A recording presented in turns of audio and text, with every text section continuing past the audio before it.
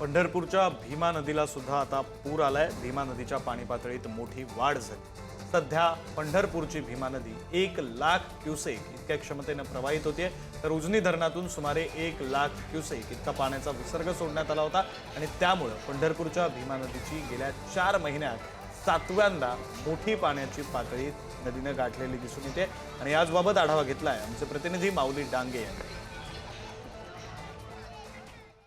भीमा खोऱ्यात होत असलेल्या दमदार पावसामुळे आपण एकंदरीत पाहिलं तर मोठ्या प्रमाणामध्ये नदी नाड्याला सुद्धा मोठ्या प्रमाणात पूर आला आपल्याला पाहायला मिळतोय।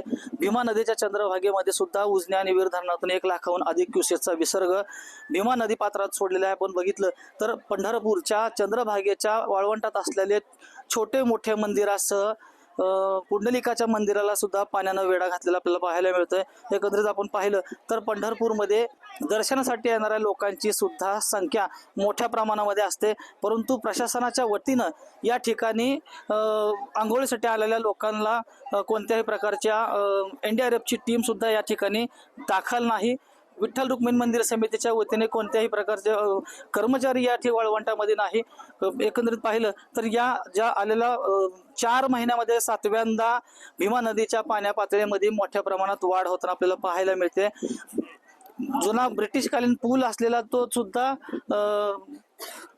पाण्याखाली गेलेला आपल्याला पाहायला मिळतं। एकंदरीत जो भीमा नदीच्या पात्रामध्ये महापूर असल्यामुळे आणि प्रशासनाच्या वतीने नदीकाठच्या लोकांना सुद्धा सतर्कतेचा इशारा देण्यात आलेला आहे।